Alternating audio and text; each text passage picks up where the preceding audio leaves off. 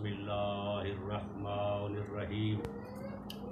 الحمدللہ الذی نور قلوبنا بولاء الحسین واجلا عیوننا بالبقاء فی اعضاء الحسین والصلاة والسلام علی سیدنا و نبینا ابی القاسم محمد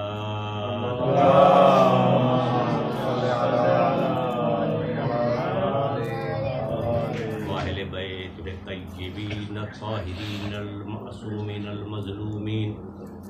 اما بعد فقد قال رسول اللہ صلی اللہ علیہ وآلہ وسلم الحسین منی وانا من الحسین باواز برادر صلوات میرے معزز دوستان، عزاداران فرزندی علی و بطور، اللہ ہم سب کو سوائے غم امام حسین علیہ السلام کے علاوہ کوئی دنیا کا غم نہ دکھائے۔ جیسا کہ آپ کو معلوم ہے کہ آج کل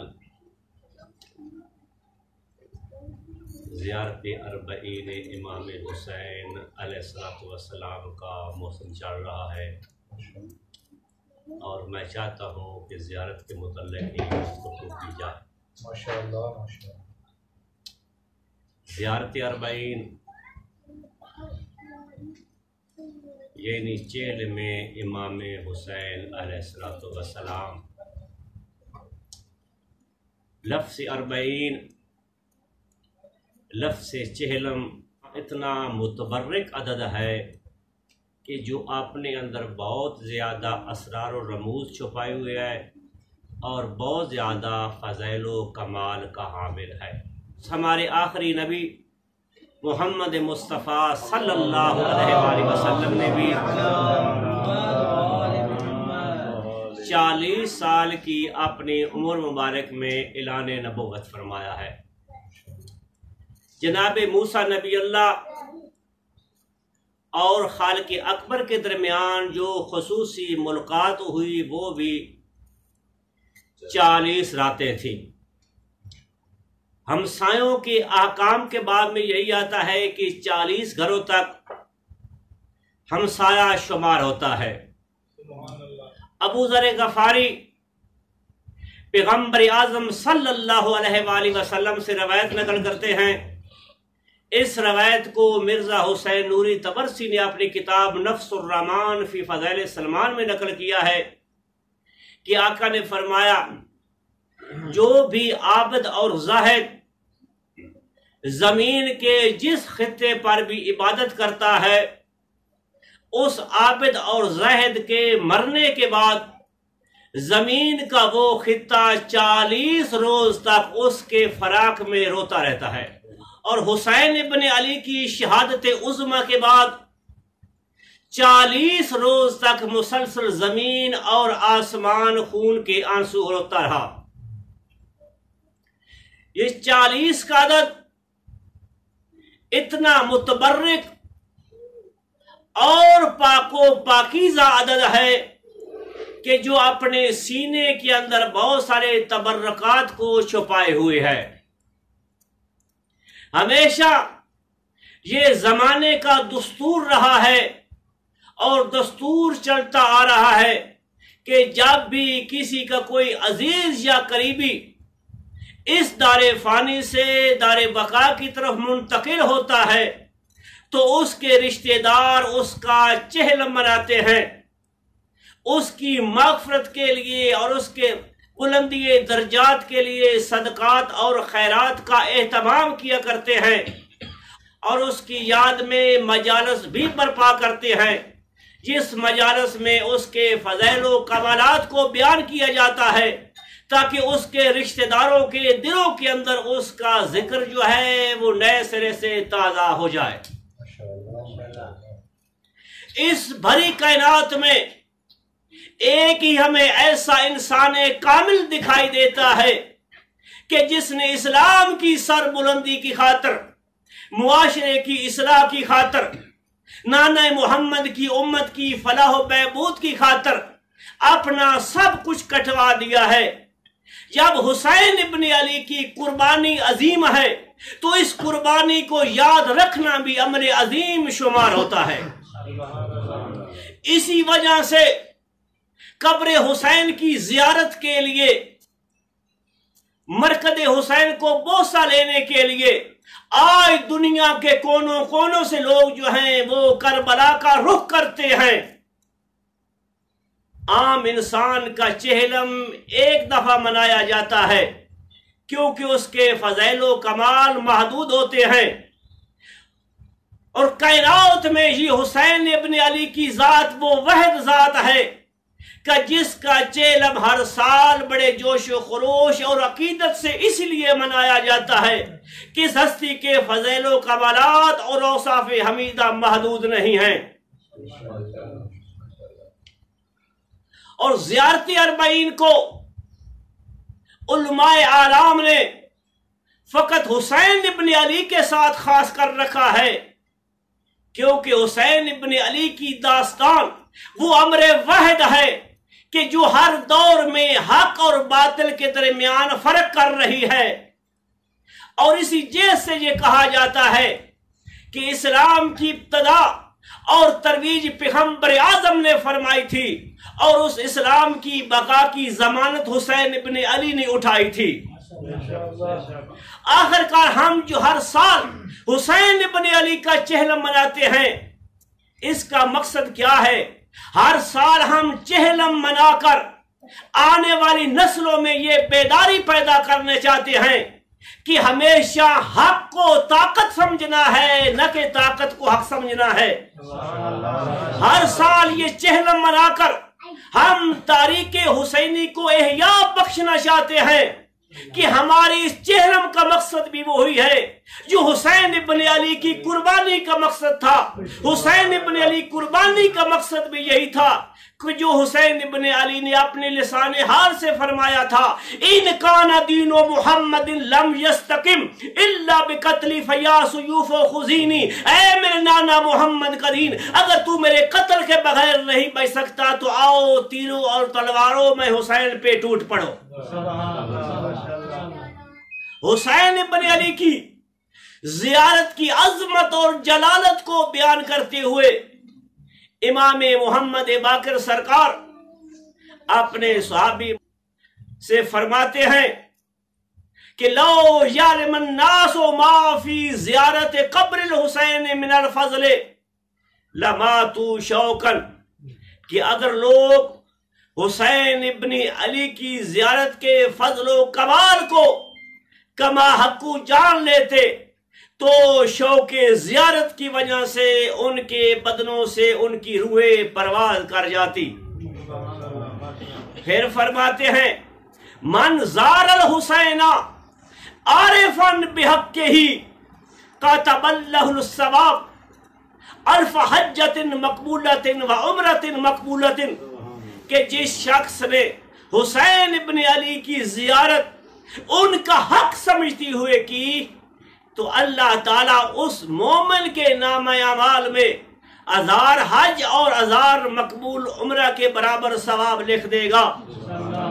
اور اللہ تعالیٰ اس کے سب گناہ معاف کر دے گا۔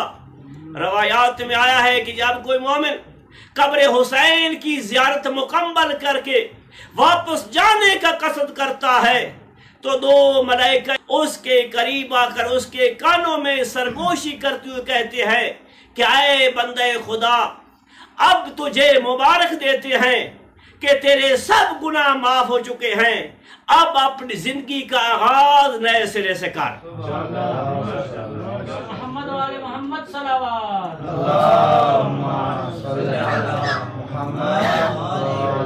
اب معصوم نے یہ لفظ فرمایا ہے عارفاً بحق کے ہی کہ حسین کی زیارت ان کا حق سمجھتی ہوئے کرے۔ اس کا کیا معنی ہے؟ اس کا معنی یہ ہے کہ جب آدمی قبر حسین کے قریب کھڑے ہو کر زیارت پڑھنے کا قصد کرتا ہے وہ یہ ایمان اور عقیدہ رکھتا ہو کہ یہ صاحب قبر منصوص من اللہ ہے، یہ ہادی دین ہے، یہ دین حاصل کرنے کا وسیلہ ہے، یہ زمین پر نمائندہ الہی ہے، یہ زمین پر خلیفۃ اللہ ہے، اس کی اطاعت واجب ہے، اس کی نافرمانی حرام ہے، کیونکہ زیارت حسین اسلامی معارف سکھاتی ہے۔ زیارت حسین سے لوگوں میں راہ خدا کی طرف پلٹنے کا جذبہ اور رجحان پیدا ہوتا ہے، کیونکہ زیارت حسین تبلیغ الہی کا ذریعہ اور وسیلہ بنتی ہے۔ جو اس فلسفے کو جانتے ہیں وہ قبر حسین کا بوسہ لینے کے لیے ایک دوسرے پر سبقت حاصل کرنے کی کوشش کرتے ہیں۔ امام جعفر صادق سرکار فرماتے ہیں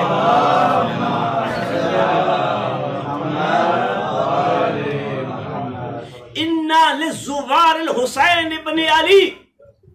یوم القیامت فضلاً علی الناس، کہ حسین ابن علی کے زوار کو قیامت کے دن باقی لوگوں پر فضیلت دی جائے گی۔ زرارہ کہتا ہے کل تو میں نے پوچھا وما فضلہم، انہیں کس بنا پر فضیلت دی جائے گی اور فضیلت کیا ہوگی؟ تو معصوم فرماتے ہیں کہ یدخلون الجنت قبل ب40 عاما وسائر الناس فی الحساب، وہ جنت میں باقی لوگوں کی نسبت سے 40 سال پہلے داخل ہو جائیں گے۔ لوگ اپنے حساب و کتاب میں پڑے رہیں گے، وہاں انتظار کر رہے ہوں گے، زہرا کے لال کے زوار جنت میں چلے جائیں گے اور منادی ندا دے گا اینا زوار الحسین ابن علی، کہ زہرا کے لال کے زوار کہاں کھڑے ہیں، کہ لواء الحمد کا سایہ اور حوریں ان کا انتظار کر رہی ہیں، اور اللہ کے فرشتے جنت کے دروازے پر انہیں سلام دینے کے لیے کھڑے ہیں۔ جلدی آؤ، جنت تمہاری مشتاق ہے۔ بر محمد وآل محمد صلوات۔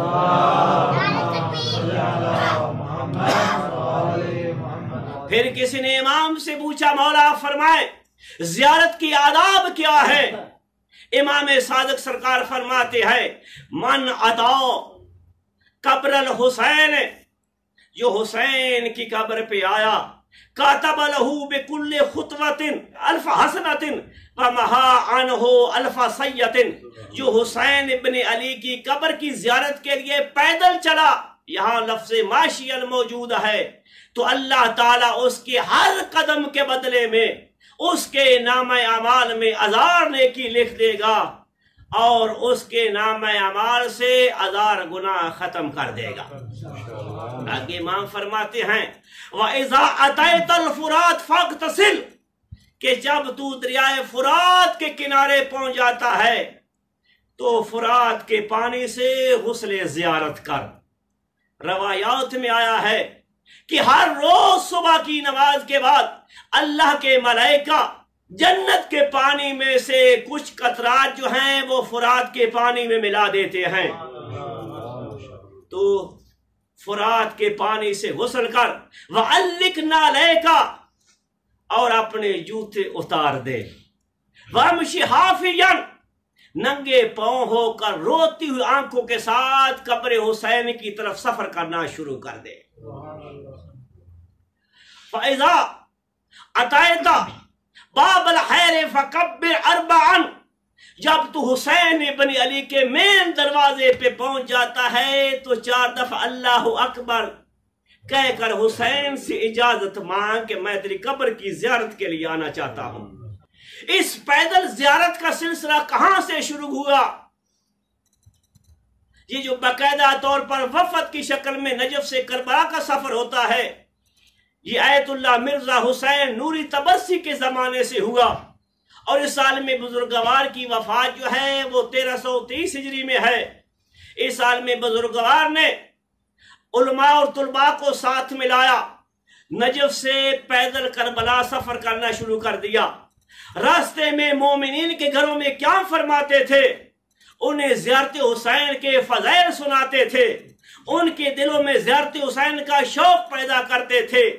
جب یہ عالم بزرگوار صبح سفر کا ارادہ فرماتے تھے تو وہی میزبان ان کے ساتھ سفر کے لیے تیار ہو جاتے تھے، اور یہ سلسلہ شروع رہا۔ ان کے بعد شیخ مرتضی انصاری نے بھی اس عالم بزرگوار کی اس سنت حسنہ پہ عمل کرتے ہوئے اپنے طلباء کو ساتھ ملایا اور نجف سے کربلا کا رخ کیا، اور راستے میں مومنین سے ملاقات کرتے، ان کے گھروں میں بیٹھتے، انہیں مسائل دینیہ سے آگاہ کر کے فضائل سناتے، اور ان کے بعد جب شیخ حواس قمی کا دور آیا، اس عالم بزرگوار نے بھی ان عالم بزرگوار کی سنتوں پہ عمل کیا، علماء اور طلباء کو صبح ساتھ ملاتے، راستے میں 2-3 دن قیام کرتے، مومنین کے گھروں میں ٹھہرتے، وہ ان کی خدمت کرتے، ان کو مسائل شریعہ بتاتے، احکام دینی بتاتے اور زیارت کے فضائل سناتے۔ آج دیکھو کہ ان علماء کی محنتوں سے دنیا کے کونوں کونوں سے لوگ اکٹھے ہوتے ہیں، اور ایک ٹھاٹھے مرتوع سمندر جو ہے،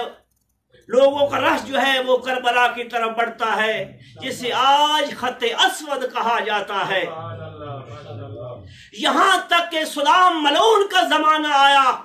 1977 میں عباسی حکومت نے زور پکڑا،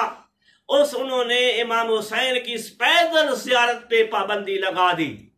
اور کافی عرصہ پابندی رہی۔ سن 2002 میں صدام کی حکومت ختم ہوئی، اور پھر 2002 سن سے مومنین کے دلوں میں زیارت حسین کا نیا جذبہ پیدا ہوا۔ پہلے جو دب چکا تھا، مومنین نے جذبات کا اظہار کرتے ہوئے دوبارہ سن 2002 میں پیدل سفر کرنا شروع کر دیا، اور یہ سفر اب تک جاری و ساری ہے۔ حسین ابن علی کا پہلا چہلم کس نے منایا؟